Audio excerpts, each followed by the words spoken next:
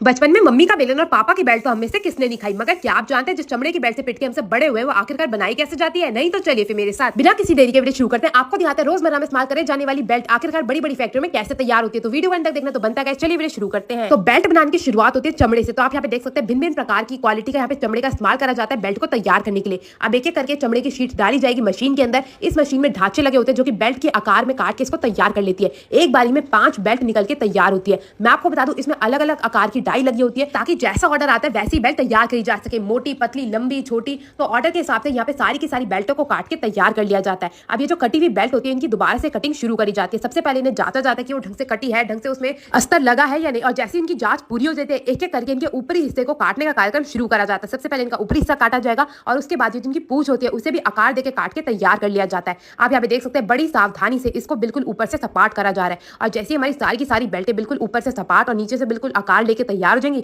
इनको भेज दिया जाएगा आगे की ओर फिनिशिंग के लिए। तो सबसे पहले बेल्ट की साइडों को फिनिशिंग देके तैयार करा जाता है। जितना भी उसका खुरदरापन होता है उसको निकाल के बिल्कुल सेम आकार का कर लिया जाता है। उसके बाद जिस तरफ से अस्तर लगा होता है उसको भी बिल्कुल सपाट करा जाता है। उसके लिए भी बेल्ट की घिसाई करी जाती है। जैसे इसकी पीछे से और साइड से बिल्कुल बढ़िया तरीके से घिसाई करके उसको तैयार कर लिया जाता है। उसके बाद बारी आती है इसकी साइडों को पॉलिश करने की। तो ये जो आप देख रहे हैं ना, ये बैंगनी रंग नहीं है बल्कि यह है पॉलिश, जिसको साइडों पे फेरा जाएगा ताकि इसमें एक अलग सी साइडों से भी चमक आ सके और देखने में आपको बिल्कुल बेहतरीन सी लगे। तो दोनों तरफ से इसको पॉलिश करके बिल्कुल बढ़िया तरीके से तैयार कर लिया जाता है और छोड़ दिया जाता है सूखने के लिए। एक एक करके सारी बेल्टों पे इसी प्रकार से पॉलिश करके तैयार कर लिया जाता है। उसके बाद बेल्ट के जो पिछला हिस्सा होता है उसमें रगड़ा मारा जाता है ताकि कोई भी अगर घिसाई में कोई भी टुकड़ा रह गया है अस्तर का तो उसे भी निकाल के बिल्कुल सपाट कर लिया जा सके। अब बेल्ट को अच्छे से सपाट करने के बाद बारी आ जाती है इसकी पॉलिशिंग की। तो हमने साइडों में तो पॉलिश कर ली, मगर जो इसका पिछला हिस्सा जिस पर अस्तर लगा हुआ है उसकी पॉलिशिंग अभी बाकी थी। तो उसके लिए भी यहाँ पे पॉलिशिंग का कार्यक्रम शुरू करा जाएगा ताकि आप जब भी हाथ में बेल्ट को छुए आपको बिल्कुल भी खुरदरापन महसूस ना हो, बिल्कुल एक स्मूथ से आपको बेल्ट मिल सके। इसी के लिए सारी की सारी बेल्टों पे ये पॉलिश फेर दी जाती है और इसे सूखने के लिए दोबारा से छोड़ दिया जाता है। और जैसे ये बेल्ट सूख के तैयार हो जाती है इनको डाला जाता है मशीन में ताकि बेल्ट में अगर कोई भी खुरदरापन बचा है तो वो मशीन द्वारा बिल्कुल सही कर दिया जा सके